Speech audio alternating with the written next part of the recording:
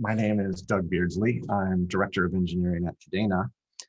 Kadena is a company that has created a new blockchain that improves on some of the things that the existing blockchains have trouble with. But we're not really going to focus on that today. What I want to do is just kind of give an overview of, some of the core concepts that you need to understand if you're going to be involved in blockchains in any way. If that's just that you own some cryptocurrency, or if you're more interested and you want to actually get into the business.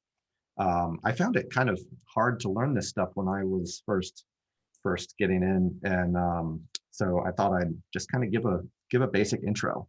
Can I get just, I don't know how we should do this with like Zoom and stuff, but I'm just curious of like a quick overview on people's backgrounds. Is there a way that we can quickly do that and just give like so I can just like have an idea of who my audience is and how I should frame things? I think in the reactions, like I could say like raise hand, like you could ask. Okay, raise hand sounds good. So how many people are like technical in some way and consider yourself like more knowledgeable than the average in blockchain? Maybe raise your hand if you consider yourself to be you're not completely new to this stuff. Have a couple hands. Okay, great. How many people know nothing? And no shame in knowing nothing. We all knew nothing at some point.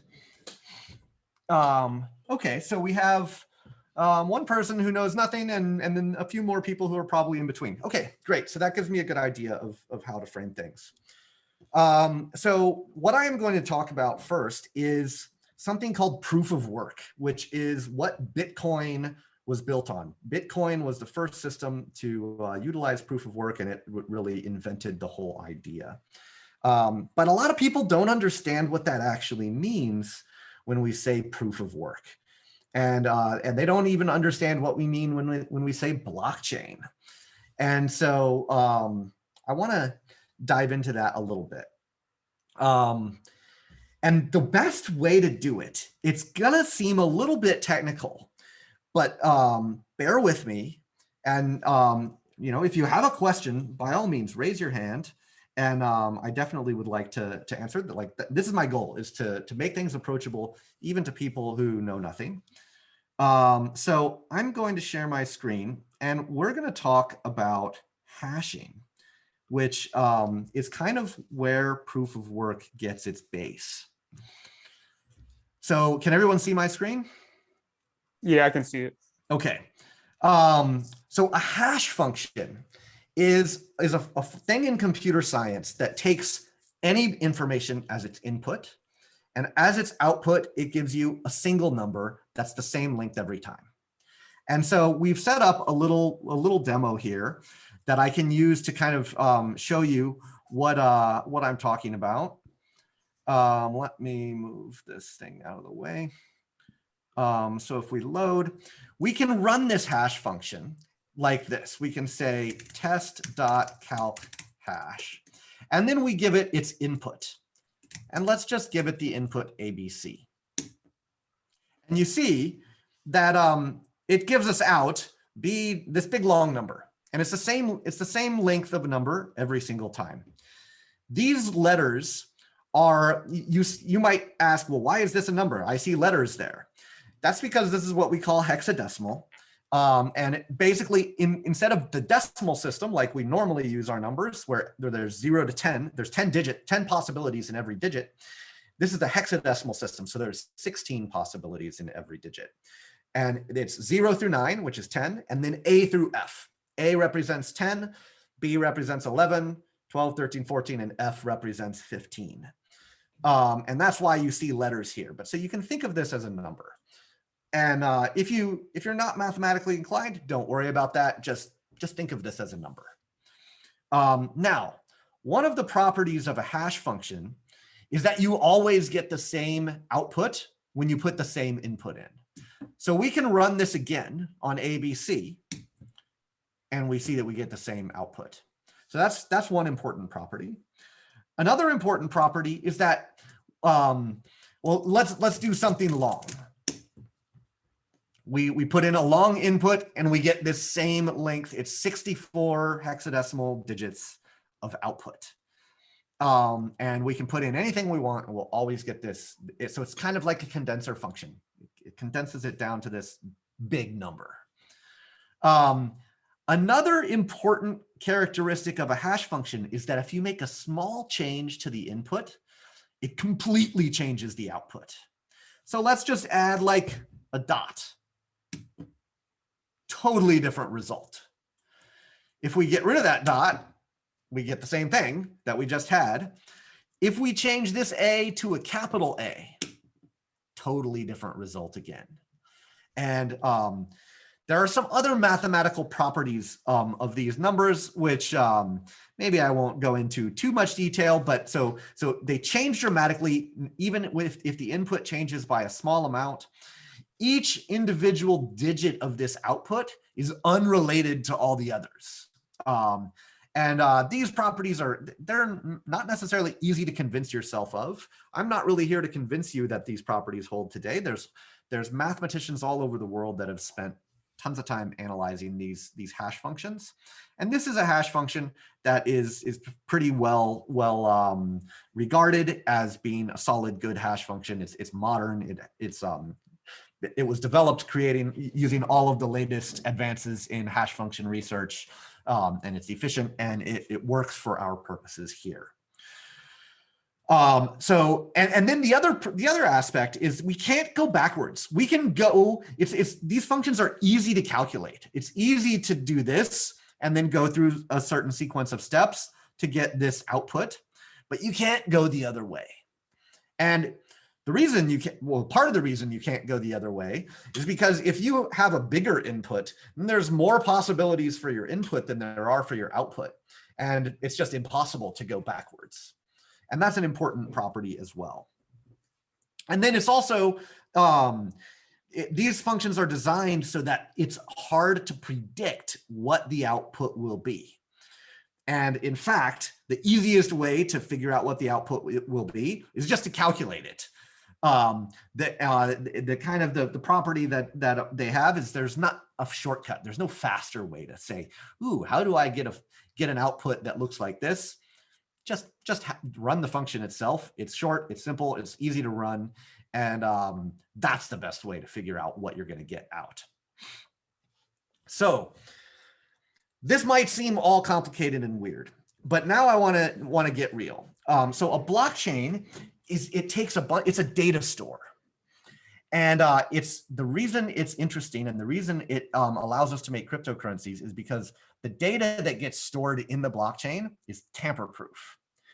And we're going to show you why it's tamper-proof. And you kind of have to have a little idea of these hash functions in order to understand that.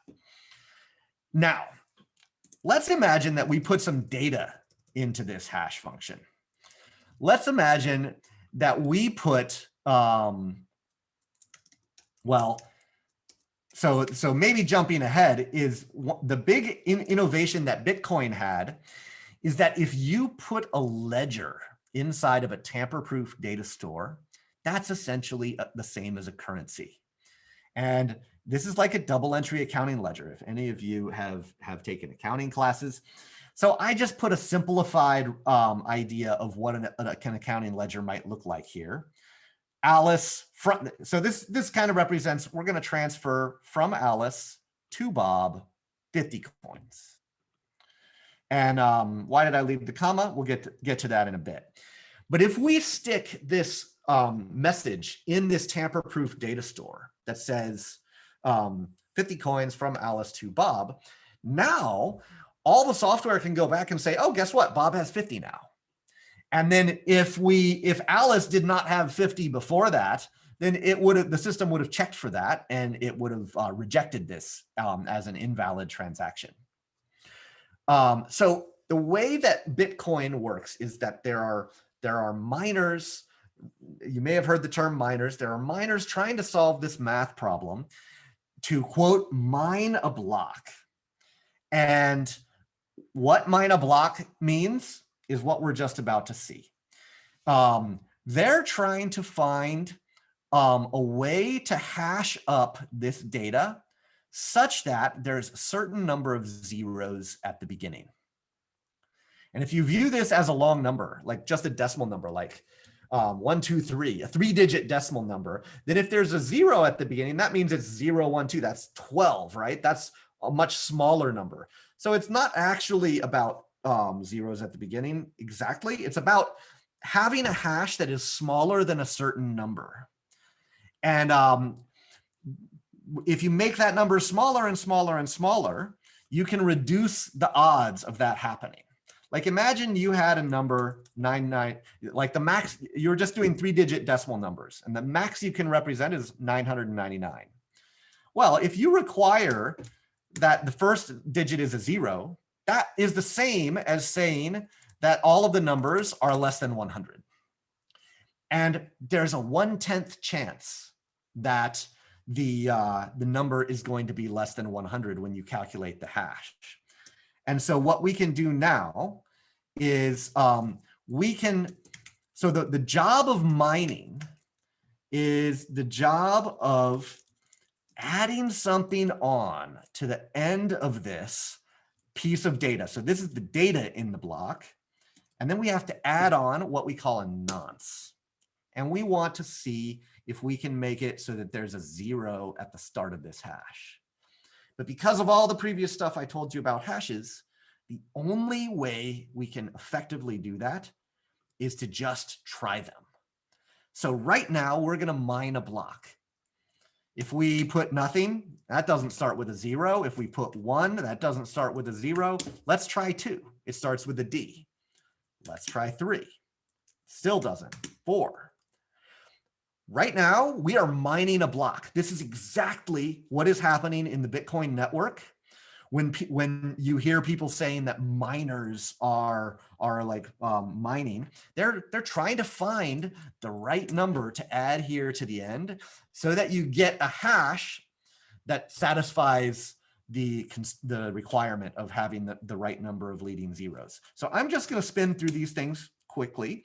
And it might seem like I'm wasting your time, but I actually think that doing this little exercise kind of drives home the point. Now, one thing before we continue, each of these digits have 16 possibilities. And another property of the hash functions is that each possibility, each digit is equally likely. And so how many times do we think we're going to have to try a number before we get a 0 in the first spot? Probably on average, 16 times. It might be higher, it might be lower, depending if we get lucky or not. But so we've tried 9 so far, and we still haven't gotten it. So, oh, that's not exactly shocking. Whoops. 11, still don't have a 0. 12, whoops, if I can type. Still nothing. This is mining. This is exactly what is happening inside the computer when someone is mining Bitcoin. Oh ho, here we go. We have a 0 at the beginning. Can everyone see that? Yeah, we can see it. Okay, great. So we have, if they call it the difficulty requirement, if the difficulty requirement was that we have 1 0 at the beginning, we've mined this block. And this number that we had to add on to the end is called the nonce, and the nonce is 19, and 19 gives us the right number of zeros. What Bitcoin does is if more computers join in the network, that means you can try more nonces faster and you'll mine blocks sooner.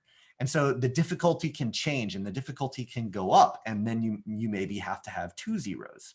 So I'm actually going to go through here and I'm going to look for 2 zeros because this is another useful thing. The fact that we've found one with 1 0 doesn't help us. We can't use the knowledge that 19 gives us 1 0 to like help us find 2 zeros any faster. We just have to keep cranking through. 24 doesn't, 25 doesn't. I think you're getting the idea. You're just trying these. So I'm going to jump ahead to 35. Don't see a 0 there. 36, 37, 38.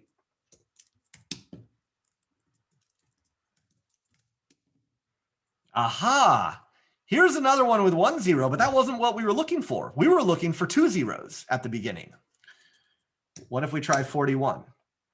Aha. Now we have a 0 in the second spot, and we found another one with a 0 in the first spot, but neither of these two things help us to find a nonce that gives us 2 zeros.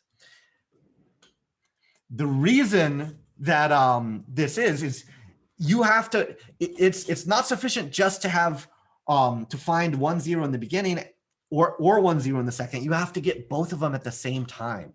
And so the probability that that's going to happen is 1 out of 16 times 1 out of 16, which is 16 times 16 is 256. So we will actually expect to have to try 256 different hashes before we would probably start to expect to have found one with 2 zeros. And if we add a third 0, we might, it multiplies it by 16 again. So 16 or 16 times 16 times 16 is 4,096. So if we want to get 3 zeros, we're probably going to have to try 4,096 hashes. And so we can just crank up the number of zeros, and it's going to get really hard really fast.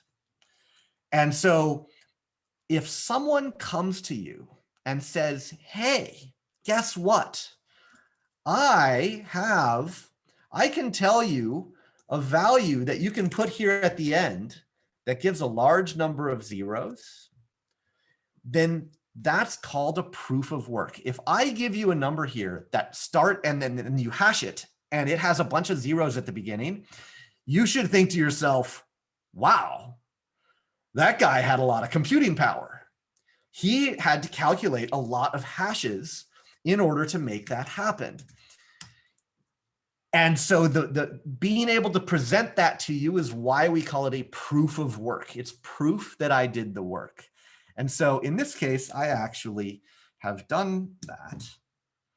And if I put in 1587710, you see that we get a hash that has 5 zeros at the beginning. And so because of all of the previous things that I've told you about hash functions, you should be like, man, Doug must have done a decent number of computations in order to be able to come up with this. And indeed I did. And we can figure it out. It's going to be 16 to the 5th power, which is 1,048,000. And actually, you also probably get a clue because of the number that I put here. I just tried them from 0, 1, 2, 3 on up. So I tried over 1.5 million different hashes before I finally found this one that started with 5 zeros. And so you know that there's no other way that is humanly known today that I could have done this without just doing a bunch of computation. Now, how does this make a cryptocurrency? Well, what happens is if Alice puts this transaction in here and then wants to go back later and say, oh, you know what, I didn't send 50 coins. I only sent Bob 5 coins. And if Alice tries to change this to a 5, guess what? We don't have the zeros there anymore. And that tells us that Alice must have tampered with this because we knew that back when the block was first created, it had however many zeros it was supposed to have. So now we can know when Alice tampers with it. And the only way Alice can prevent us or can kind of pull the wool over our eyes is if Alice does a whole bunch of calculations, probably another million calculations to refigure out a value here at the end that gives the right number of zeros again. And so this is how you construct a single block. And then the way this works is if you mine one block. So let's say this is our mined block. So this is our block. This last number is our nonce, which is what we change in order to mine it. And here's our hash. The next block is going to contain the hash of the previous block. So we actually might call this block 0. We might have a bunch more information in here, a block number and a bunch of other metadata. But then if we go to create a block 1, let's call it block 1. And then, this has Bob transferring to Carol, 5.2 coins. And we include in this block the hash of the previous block. Like this. And then, and then we start trying to try nonces. Where did I, oh, right. Double string. Ah, yes. This is inside the string. 1, 2. Oh, wrong place. There we go. Now the miners will try this block, and it'll, if we're just looking for a single 0,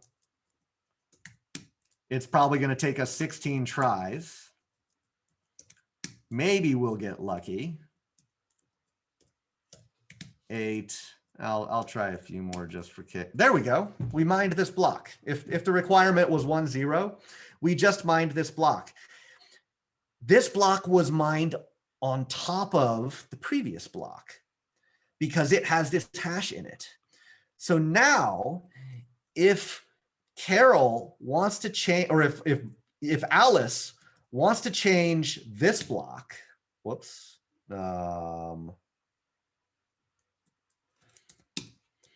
So this block had 50 because Alice sent Bob 50 coins. If Alice wants to change this block, not only is she going to have to re-find the number that makes this block work, but then that's going to result in a different hash for the next block. And she'll have to remine that block too. And the key rule of the Bitcoin blockchain is that whatever blockchain has the longest chain of blocks with the most computing power that went into it, that's the blockchain that is our golden state of the world. And the reason it's tamper-proof is because lots of people around the whole world are all mining at the same time. And if you want to change a transaction in there, you have to assemble more computing power than all the rest of the world is currently using. And everyone basically assumes that is impossible and can't be done. There's just so many entities out there that are doing this that not even really well-funded entities would be able to do this very easily. And if they could, they wouldn't be able to do it very far back in the blockchain.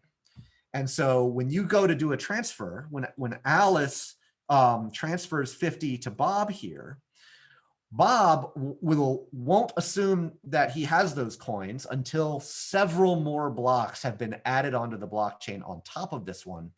And then he'll know that in order for Alice to reverse this transaction, she would have to recalculate this block and all of the blocks that come after it. That is how proof of work works. And if we go to the Bitcoin Block Explorer here, we can actually see this in action. So we just saw that 5 zeros meant that I had done a lot of work. My computer calculated 1.5 million hashes. Well, if we look inside one of these blocks, so this block was mined 8 minutes ago. This is the most recent block in the Bitcoin blockchain. Look at how many zeros we have here. This is an enormous amount of computing power that's required in order to create that many zeros. And if we go back to the previous block, 766, it has a large number of zeros as well. I don't know if there's a link to go back to the previous one from here. 765, you can see all of these things have a really large number of zeros. And you can prove this to yourself by taking all of the information that is inside the block and running the hash function yourself. And therefore prove to yourself, yep, there's actually a large amount of computing power out there, because there's no way that this number of zeros could have happened without it. So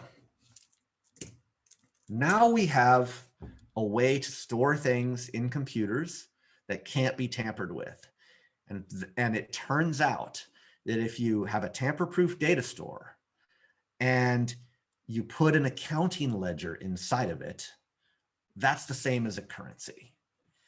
And that is the brilliant realization that Bitcoin had.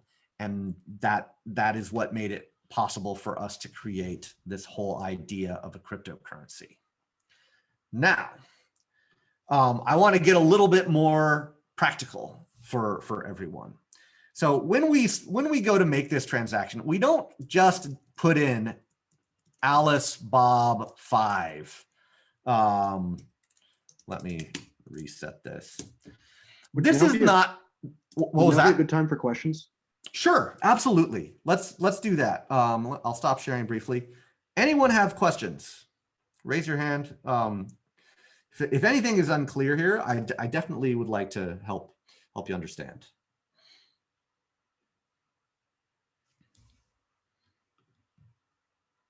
No questions? Okay, if you think of one, just click the raise hand button and I'll be happy to yeah, you don't have to wait for me to pause for questions to raise your hand and ask. Or just add it in the chat if you don't have audio. Yeah, or just put it in the chat. And if I don't see it, Jaquin will alert me. So we don't want to just put Alice Bob 50, because anyone could put that in. You could put that in, I could put that in, and that's no good. We can't go spend Alice's coins that way. And so the way it actually works is you have to put Alice Bob 50 and you have to put what we call a signature, where you sign that transaction and you put in the transaction itself and the signature of the transaction, and then the blockchain can verify the signature, and that proves that it came from you. And I want to go into the details of that because this has very real practical ramifications for all of you. Even if you have no interest in technical stuff, if you want to own cryptocurrency, this matters to you. You really do need to understand this. And the way that it works is with what we call public and private keys. You create two numbers, a public and a private key. And the private key is like your password, and the public key is like your username. And when you create these two numbers, they have a special mathematical relationship. So you can put the public key out there, and everyone can see the public key, and that becomes your username, sort of, or your address. I'll share my screen again here, and I'll show you some examples. So we can say, I have a little thing that can generate public and private keys here. And so let's just generate two pairs.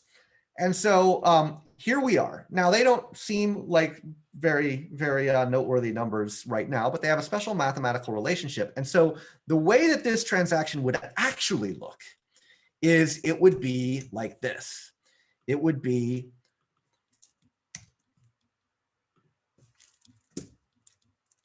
from this public key to this other public key, 50 coins or 5 coins. And then, the block would have to get mined or whatever. And then, there we go. There's the hash of this block. You know, it doesn't have any leading zeros. We're not going to worry with that now because you've seen how that works. And then all of this information here. So actually we can,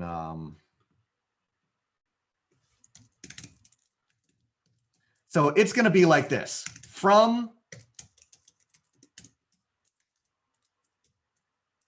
this public key to this public key, amount 5. And we're going to take all this data and we're going to sign it using this secret key or private keys. The term secret key and private key I'll probably use interchangeably here. And then there's a special mathematical way where everyone, if you actually sign it with this private key, everyone will be able to verify that signature. They take the public key and they take the signature that you attach with it, and they can verify that signature. This actually should replace our password system. Passwords are just a horrible idea because guess what? If you want to log into Google, you have to send them your password. That's dumb. And like social security numbers work the same way. Credit card numbers work the same way. Oh, how do you prove to the store that you own this credit card? You give them the secret thing. Or you give the driver's license department your social security number. That's dumb. You don't want to give that thing away because it should be secret. Now, we have these things because back when they were created, we didn't know as much about this public and private key cryptography like we know now. But the correct way to do all of this stuff is you keep your private key private always, and you don't disclose it. What you do is you say, here's my username, AKA your public key, and here's my signature that proves to you that I am the person that has the private key that corresponds with this username. And then the calculation, the secret stuff never has to leave your control. This is fundamentally a much more secure way of doing things. Passwords are bad. Social security numbers are bad. Credit card numbers are bad. They all should be replaced with this kind of an authentication system where you have public and private keys, and you put the public key out there and then you put the signatures out there, but you keep the private key to yourself. And this is the way that blockchains work. I see a question here. So you are signing the transaction with just the sender's private key. In this case, yes, the recipient's key is irrelevant because you don't need to be giving permission for anyone to send you money. That's the way most of the systems out there work today. The sensitive operation is sending. You care about people sending you stuff, not giving you stuff. But it is possible that we could build a system that also requires the recipient to sign it with their key as well. Jaqueline, were you going to say something? Yeah, it's also just worth pointing out that in this case, and in many cases, you use the recipient's public key as an address. So it is being used in that sense. It is there, but you don't have to sign with that public key. And actually, since you asked how, it is always verified. And just in the interest of time, I am thinking I'll just not go into that aspect of it today. If we have time at the end, I can show how maybe a full transaction works and like what the signature looks like. It's a longer number. And then we can maybe even show a verification. Usually the verification of the signature happens behind the scenes by the blockchain system, but they are definitely being verified. One quick thing about that that I will point out is you could do a transaction, and this actually is something that Kadena, the company that I work for, our blockchain has. The way that a transaction looks in Kadena is something like this: coin.transfer Alice Bob 5. This is a transaction, but this is just human readable code, and this is actual code. So you can create a transaction that does this.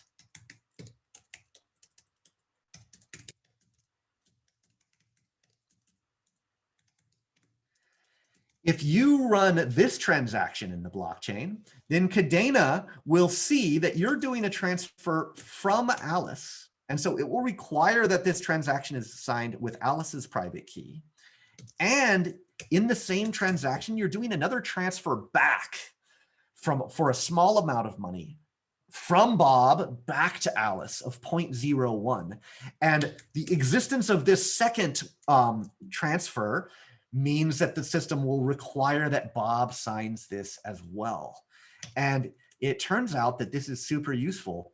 This is what I call a safe transfer, because it guarantees that you are not sending it to a black hole. And this is a very common problem with cryptocurrency. If these were two public keys, so if it was this, oops. If it was this here and this public key here, which is sometimes the way we do it, maybe I'll do this to make it a little bit easier to read. And then, whoops. We just changed the order and changed this to 0. So this is the same thing that we just had with it, but instead of Alice and Bob, it has the public keys in there. So this requires that you sign with the private key that corresponds to this public key and the private key that corresponds to this public key. And if we had done a transfer of just this, and if we made a mistake and put a 3 here, your money is gone. Because the Bob's private key, it didn't work for this number.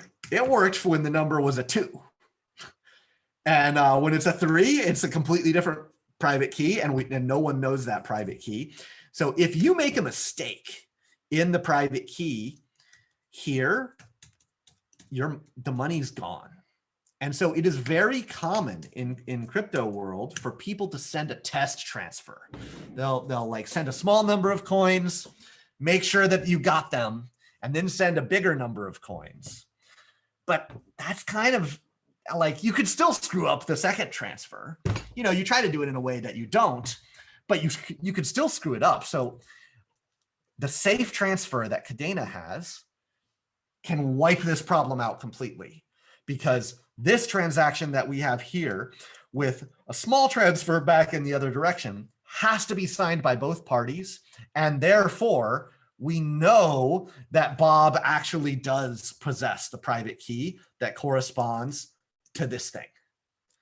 And if we made a mistake here and we made a mistake here, this secret key won't work and it'll fail, which is exactly what we want. And the coins won't go anywhere. When the transaction fails, nothing happens, except you have to pay for gas, but that's a small amount. So that's a very good question. And you don't have to sign with the receiver's key. But as we can see here with this safe transfer concept, there are times when it actually might be really useful to sign with both keys. So now I want to talk about generating key pairs and trust.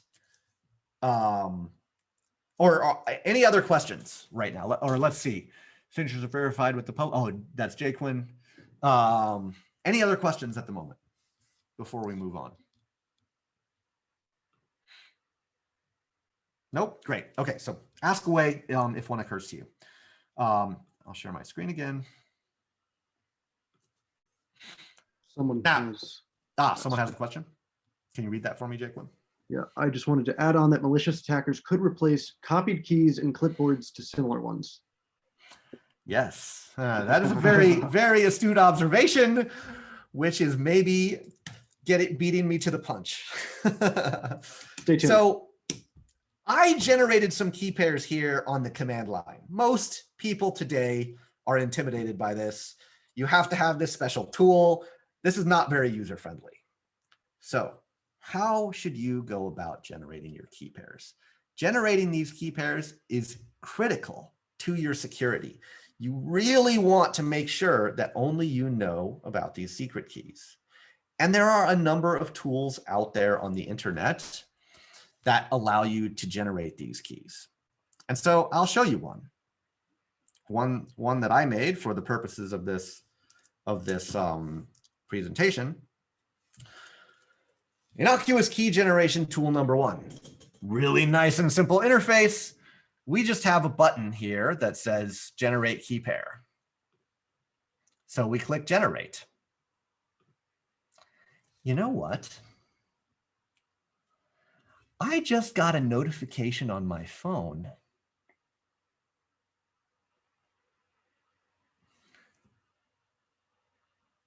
that contains the exact information that we just generated. The secret key is D9AA9, and it's here on my phone. And if I share my screen again and go back, D9AA9, I've got your private key.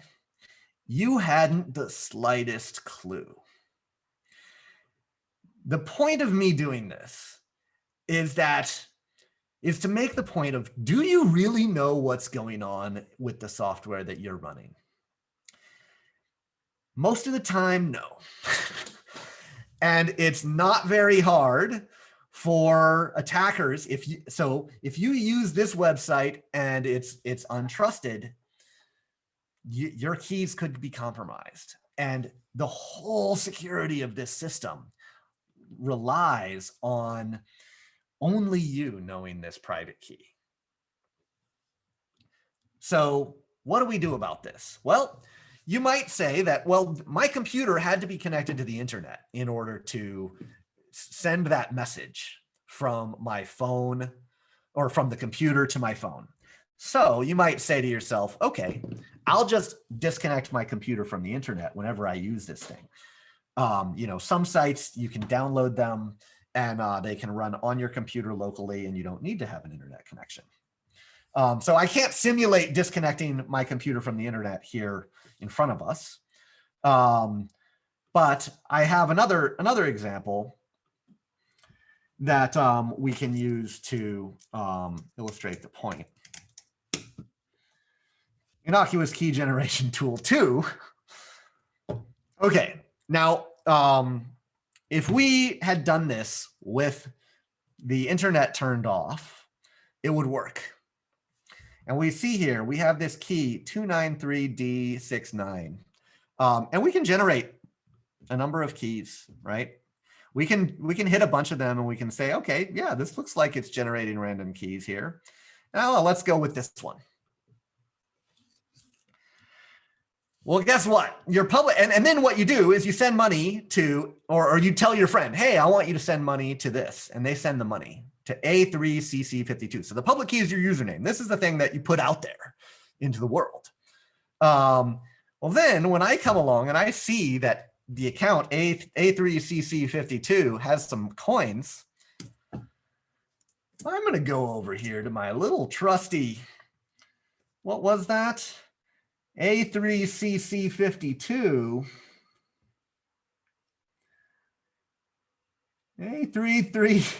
A3CC52, 8E518. Boom, I've got your private key. What was happening here? It didn't send it to me over the internet. I can show you my phone and show you that no new messages came in. It's the same message that we had before. This program swindled you in a little bit more of a nefarious way. It gave you keys from a preset list of 100. And guess what? It's really easy for me to look up a list, a little dictionary that I made for myself of 100 keys. And now I've got you. And you wouldn't have noticed that I had you unless you clicked generate a whole bunch of times. And guess what? Computers can store lots of data. So I can just throw 1,000,000 keys in there and you're not going to notice. You're not going to ever see a duplicate. there's really no way you're going to be able to detect that these were pre-generated. So you should be very skeptical of the software you use. It is, unless you are a software person and you understand how these things work, and you know how to investigate source code if you have them, you should be very skeptical. You basically don't know what's going on. All bets are off. If it's happening inside of a computer, all bets are off. Well, this is kind of a bleak picture I'm painting here. And to be clear, I use password managers. If you use password managers, most password manager, I highly recommend that you use a password manager, by the way, and that you generate random passwords for every different login that you have. And you're using the password manager to generate random secrets for you. So there are pieces of software out there that I do think are trustworthy, but they're usually open source. They're usually things that are widely used and a lot of people trust. But it is still possible for the makers of that software to like swap it out on you and put in a hacked version. Or maybe not the makers. It's possible for someone else to swap it out on you and put a hacked version in on your computer that the makers didn't even intend. So it's very difficult to know. So how can you know? I just said that credit card numbers and social security numbers are bad and we have a better way. And now I just destroyed most of your faith in software. There is something that works really well, which is good old dice. What we want out of a key generator and a password generator is we want something that is truly random, or as close to truly random as we can get. Truly random in this case means all possibilities are equally likely. This piece of die in this hand, normal 6-sided die, but you might notice it's clear. This is a casino grade die. Who out there in the world has the most to lose from things not being random? Casinos. So they've gone to a great deal of work to make this as close to unbiased and all sides equally likely as possible. If you really look at it, it's precision machined. I'm nerding out on you a little bit. These are not like dents. These are flat. They're just like stickers that are placed on there. This is like very carefully manufactured to be equally likely. We're not going to use this one today because I have a better one. What we've been doing is dealing with hexadecimal. And I have a die here that has 16 sides. So this is a hexadecimal die, and it has the numbers 0 through 9 and A through F on here. And it's not as precisely machined as that casino grade one, but it's going to be good enough. And we can generate a private key just by rolling these dice. And this, I think, is one of the coolest things about cryptocurrencies. You can open a bank account by rolling dice. Literally. Think about that for a second.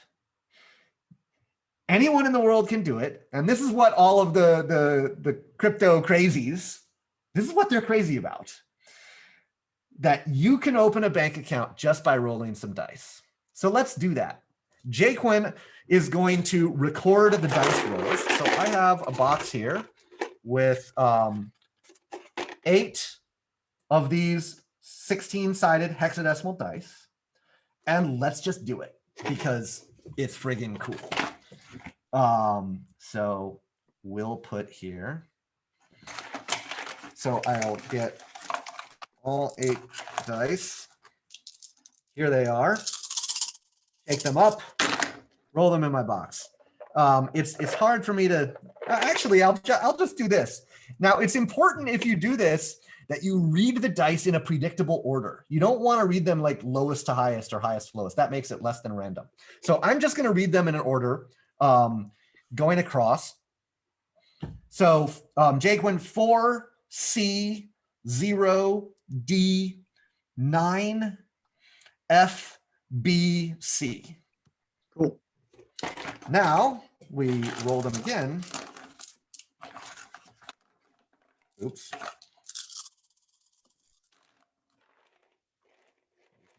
Actually, this is actually not a bad way of getting them ordered. It's pretty random.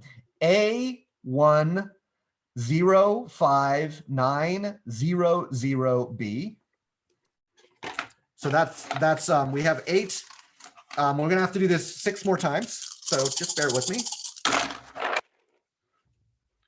140B D2D. Ooh, this is a leaner. 2. Okay. That's 3. Keep track for me.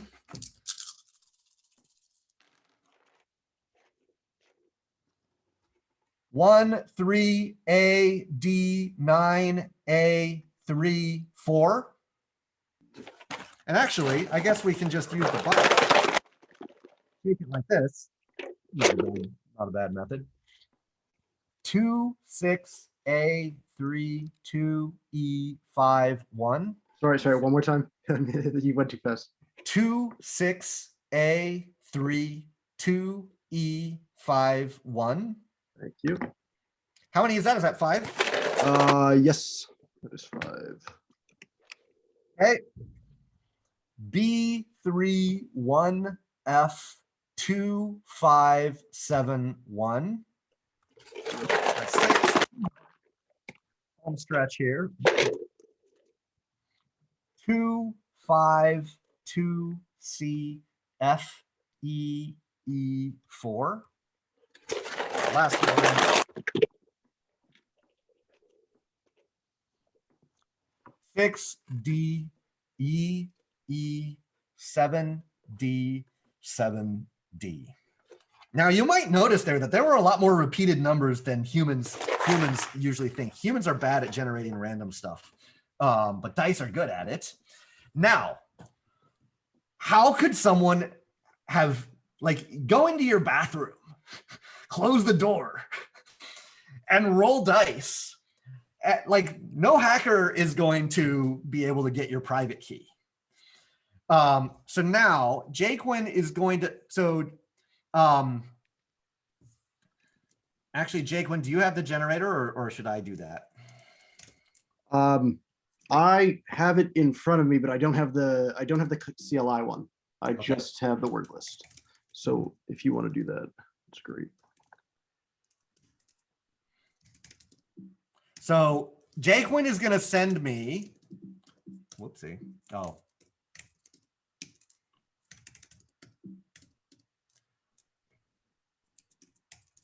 So this is a little tool that sorry. Shoot me the private key. So what we're doing is, this is not a part of the way it should actually work. You should not put the private key on the internet. The whole point of doing this is to kind of keep the private key private. So, but because Jaquin was writing it down and I didn't want to take the time, can you shoot me a message, Jaquin? I'm not one second. seeing it yet. So Jaquin's going to send me the private key, which you would keep secret. You could keep it on paper. You could keep it wherever you want. A lot of times what people do is they keep it in like a computer that has the Wi-Fi card removed or something. You don't have to, I'm gonna get into this in a little bit. You don't have to go to these great lengths to make your stuff secure. You could just put it on your computer in a password manager, but now you know that it was generated securely. I sent it to you on. I see that. I see it coming. Oh, you got it because we Yep. You wanted to. No worries. Okay. So now I've got the private key. Let me share my screen again. So the private key is this. This is the private key that we just generated. And if you'll remember EE7D7D, that's actually, these are the dice we roll. And so now don't really worry about the details here because I haven't, we don't have a really, you kind of don't want to package this up for people in a super, super nice way. That's not completely true because if they use it, they're kind of trusting you. The details of this stuff don't worry about. But what we can do here is we can generate the key pair. And the interesting thing about this is that the dice that we just rolled, they are the exact secret key. When we put it into this generator, the secret key is the same. So dice rolls give you your secret key. And then what happens is we can calculate a public key from that secret key. Now, so this is our public key. And we can go, this website that I was using for this hashing demonstration happens to be our wallet. It's a web wallet. This is our test network. So I have this little dummy account here with 20 coins on it. And I'm going to add a new account, which is the public key that we just generated. The public key is B9, and it's all calculated in a way that it's impossible. No one in the world today knows how to take this number B9FD and go backwards and get the secret key. But it's trivial to take the secret key and go from there and get the public key. So we just created an account, and our account name is B9FD, and then all the rest of those 64 characters. And so I already have another key here, which I have 20 coins in. And so we can do a transfer. We can do from 7D. These coins are actually on chain 1, but you don't have to worry about that. I don't really want to get into that at this point. This is one of the ways that Kadena is different and more future-proof than a lot of the others. And let's say we want to transfer 5.1 coins. We say sign and transfer. Says it looks like a public key. Yes. We go through a few things. We don't really have to do much here. This simulates the transaction, and it tells us that 5 KDA is going to be transferred. We have to pay a little bit of gas for a transaction fee. We hit send. And now this message goes out to the blockchain. While that, it has to get into a block, and that block has to get mined. We can actually look at the blockchain in the Kadena Block Explorer. It still hasn't been mined.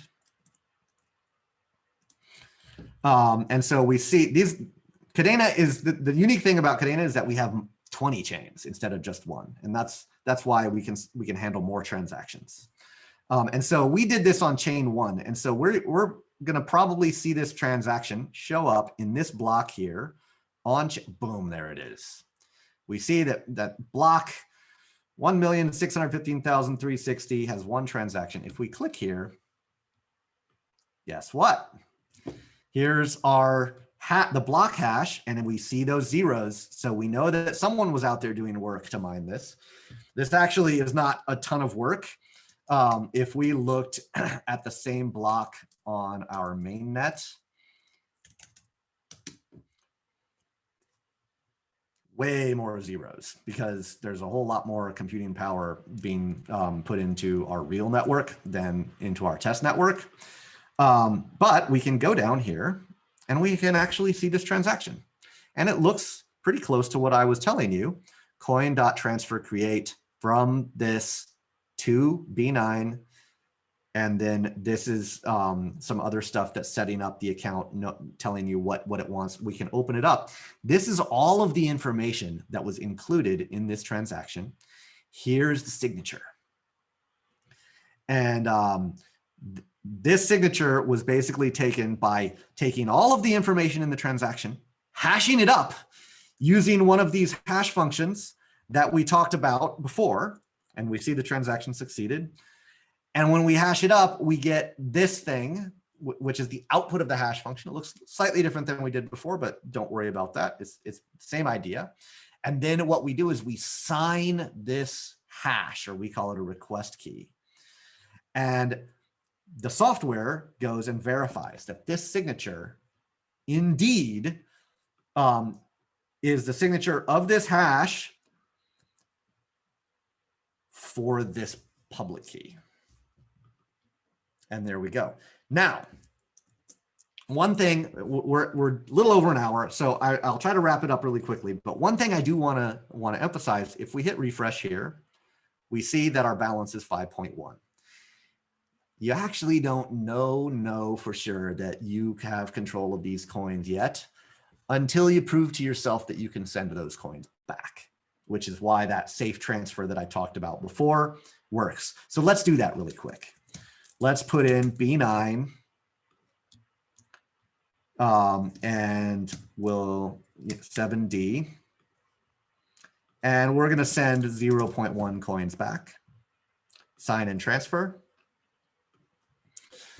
So this key is not inside this wallet. This wallet has the key for 7D8B, but it doesn't have the key we just generated.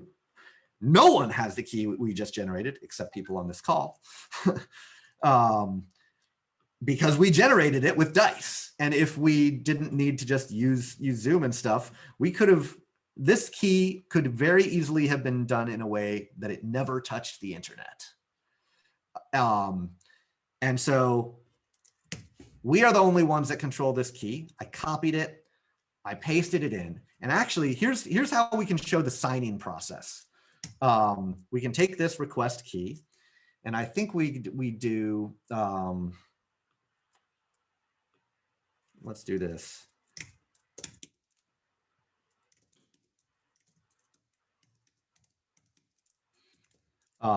Key. So we put the key in this file, and then we do packed sign key.kda, and then we say echo this request key. There's our signature. So this is the public key, B9FD, and here's the signature. And now we can paste this signature in, and we're not pasting in the private key. And the fact that this button turned blue, the software verified the signature on the fly right then, immediately.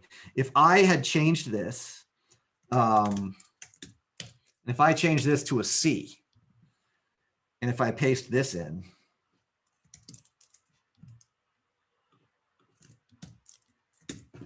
it won't verify. It says signature not valid.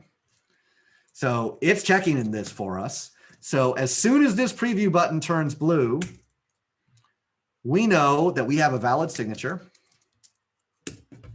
and we never exposed our private key. And now we hit preview, and it's simulating the transaction. So we're pretty confident that it's going to succeed. We wait. We can go back here, and we can watch our block explorer for another transaction to come in on chain 1 that sends it in the other direction.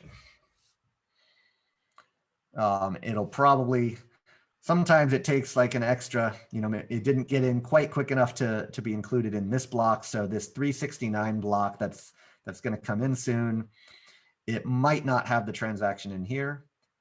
And if it's not in 369, then it'll probably be in 370. It may take, so what the Kadena system does is it adjusts the difficulty so that there will be a new row here roughly every 30 seconds, which is called the block time. So we get 20 new blocks every 30 seconds. Bitcoin's block time is 10 minutes. So you get one new block every 10 minutes. If we were doing this demo on Bitcoin, we would have to sit and wait 20 minutes for the first transaction to go through, at least, or 10 to 20 minutes for the first one. And then we would have to wait another 10 to 20 minutes for the second transaction to go through. Kadena's block time is faster. There we go. 370, we see it has one transaction. If we go here, this is the whole block. Yep, someone did a lot of work to get those zeros there. Now we go look at all of the transactions that are in it. Boom. B9FD, 278B, 0.1 coins. This transaction is there. Here's the signature for it. It's exactly the same as the signature we put here. And this transaction is now permanently in this tamper-proof data store that we call the blockchain. It shows succeeded. We can hit done. And then when we refresh our balance, we're going to see this go down to, it won't go down to 5.0 because this account had to pay a little bit of money for the transaction fee. And this one will go up to 14.999 when I hit refresh. There we go. So the money went back, and this person has just about the 5 coins that they were originally transferred. So that is how you can create a bank account with dice. I just think it's super cool. No one can stand in your way. No one can, I mean, governments can make a law that says you're not allowed to do this and we'll throw you in jail if you do. And if they do, well, that's their prerogative. They've got the guns. But you don't have to pay bank fees. You have to pay these small transaction fees, and you can send money just about anywhere in the world with a computer and some dice. That's pretty much what I wanted to cover. Any more questions? I guess we have a comment here. Oh yeah, that's the one that we had before. Any other questions now?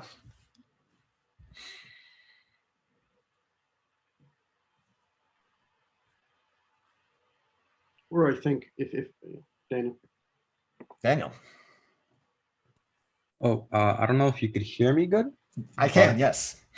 Yeah, I just wanted to ask about like what your thoughts are on this, but could like advances in like quantum computing with like superpositioning render security of the blockchain vulnerable? That is a great question. There are certain bits of cryptography that are vulnerable to quantum computers. So the hash function that Kadena uses, the one that I was doing at the beginning when I was doing the mining thing, that hash function, that's the one that's really important to our system because it involves all of the blocks. And if you can figure out how to like shortcut that hash function, then you can like rewrite blocks more easily. So that's the super careful one. That's a super important one. And my understanding is that the hash function that Kadena uses is called Blake2s.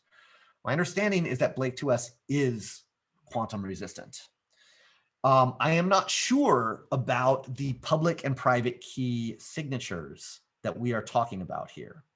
But it is much easier for us to change and switch and use a different public and private key signature scheme than it is for us to use a different hash function that's kind of secures the proof of work for the blocks. And so if it turns out that sometime down the road, quantum computers make our public private key system, which is called ED25519, if they make ED25519 vulnerable, then what you could do is all the people using Kadena could go transfer, like Kadena would come out with a new public private key. We would add support for a new key scheme that is quantum resistant. And then you could transfer your coins from your current ED25519 key to the new key that is resistant, and the system could keep on working. If someone didn't transfer their coins, then yes, an attacker could come through and do this. But you can't protect against all future eventualities, and so we think this is a pretty reasonable trade-off, given where we're at right now and where quantum computers are at right now. We have another question. So is it possible to never enter your private key onto a computer but still do transactions? Yes, and that was kind of what I was trying to hint at. Well, never enter it onto a computer is maybe a little bit of a stretch, because computers are the things that do these calculations. But you could do it on paper. It is possible. The next best thing is to have what we call a cold wallet, and cold in this case means not connected to the internet. And so you take a laptop, you pull out the Wi-Fi card physically, take it apart, pull it out, and now you have a computer that can't connect to the internet. And then you can use your dice, you can enter your private key onto that computer, and you can use the software that I'd used, or if we come up with some better, easier to use ones, to generate the public key. And that's kind of a safe way of doing it because it's on this computer that the only way someone can get at it is if they get into your house, or get into your safe or your safe deposit box, or wherever it is that you store this stuff. You can then store the private key on like an encrypted USB drive. You can store it in a whole bunch of different ways, and you can store it entirely offline. And then you can take that request key that I just took to sign that transaction, and you can copy it on paper and take it over to this offline computer, this cold wallet computer, and you can use the cold wallet computer to sign it. You can bring the signature back, and the private key never exists on a computer that touches the internet. That's one way of doing it. It's not convenient. I've done transactions like this. It's not convenient, but if you have lots of money at stake, that might be a decent way to go. Security is always a trade-off of convenience. If I carry a wallet around with me, it's a lot easier to steal this than it is to steal money out of my bank account. And it's easier to steal money out of my bank account than it is to steal money in my safe deposit box. Because, bank account can be accessed on the internet, safe deposit box, you have to actually be in the bank. So someone can come up and pick my pocket, take my wallet. They can rob me. They can, threaten me with a weapon, make me give it to them. But guess what? I don't keep a ton of money here. I keep a little bit more money in my bank account, and maybe I keep even more money in my safe deposit box. So you kind of have these tiers of systems where you're trading off convenience for security, and you put less money in the things that are more convenient, and you put more money in the things that are less convenient. Crypto works the same way. It is perfectly fine to have private keys that are in your computer on the internet. If you generate them with software that is trustworthy, it's perfectly fine to generate them with software. Maybe you won't put as much money in those keys as you will in your retirement savings plan that you store in your cold wallet computer. One other thing that I should mention is we have something that's called a hardware wallet. I have one of these here. This is called a YubiKey, and this is a hardware device that was designed specifically to store private keys. And they store it in a way so that it is on the hardware and it can't be gotten off. And the only thing you can do is you can send data in, and this thing can sign it and send the signature out. This is a really nice approach to solving this problem. I have several of them. Here's another one, looks a little bit different. This one, actually both of them are designed so that you actually can't, if you leave it in your computer, it still won't work. If someone hacks your computer, in order to use this thing, you have to actually tap this gold circle. And in this thing, you have to actually tap the little metal piece on the side. These are the best practice security in this day and age. Most blockchains that I know don't work with these particular devices, but this is where I would like to head with Kadena. And this is where I think a lot of people will head. Also, a lot of smartwatches nowadays have what they, in Apple's case, they call it the secure enclave. Same thing. It's a place where you can put private keys and they can't be gotten off, or at least there have been some vulnerabilities found, but for the most part, you can just think of it as they can't be gotten off. The new MacBooks, they have this as well, a secure enclave. And when you use Touch ID, it is using that kind of a thing. When Google switched all of their employees to using two-factor authentication, which is basically devices like this, since they switched, they have had 0 successful phishing attacks. These kinds of security measures work, and they are the right way of doing things. There are a couple of other devices. Since we're talking about cryptocurrencies, I would be remiss if I didn't mention them. One is called Ledger, one is called Trezor. They are kind of like those devices I just showed you, but designed specifically for cryptocurrency. And they have little screens on them that will show you how much money you're transferring, because you got to know exactly what was in that transaction if you really want to be confident about what you're signing. So there are a number of ways to accomplish this. We just got another question. So does a ledger not give you access to the private key?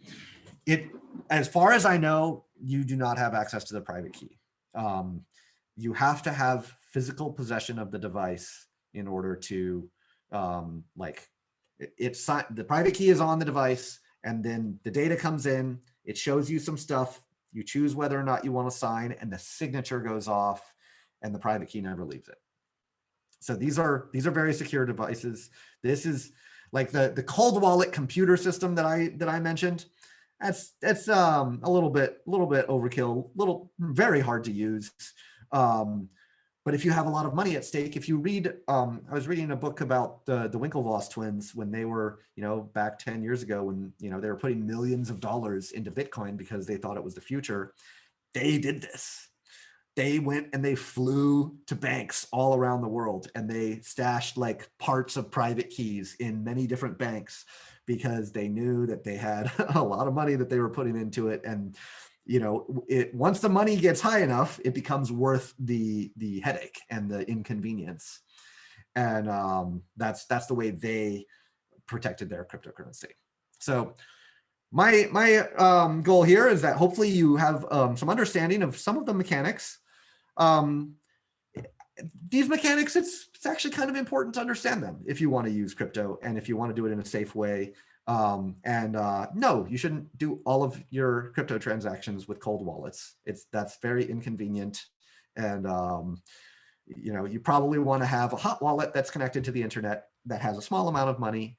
And then, you periodically move money from your cold wallet into your hot wallet, and then you do normal transactions with your hot wallet.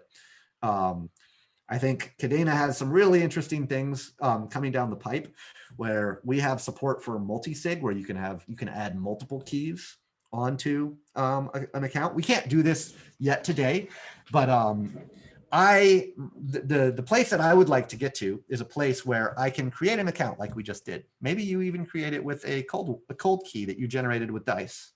And then I can go in and say, I want to add my watch to this account. And you hold your watch up to the computer and it does the right communication, and now your watch is added to the account. And then you say, oh, I also want to add this YubiKey to the account. And you do whatever you need to do, and boom, your YubiKey is added to your account. And then I want to add this other YubiKey, and that's added to the account. And then the account is done in a special way so that if you sign with one key, it will only allow you to take out 50 a day. And if you sign with 2 keys, maybe it allows you to take out 1,000 a day. And if you sign with 3 keys, you can get the whole balance. This gets us to a much more workable world where if you lose your watch, no big deal. You still have that cold wallet key. Like maybe you make it so that cold wallet key always has access to everything. If you sign with the cold wallet key, full access. But if you sign with this, only 50. If you sign with this and this, 1,000. We should be able to make it programmable so that you can set your own limits. We're not quite at that world today with Kadena, but we have all of the pieces that we need to work towards getting to a world like that. And I think that's a really, really cool world because it allows banking for anyone who has the ability to roll some dice and generate keys like this and then do a little bit of math on a computer. So dice and math equals bank account.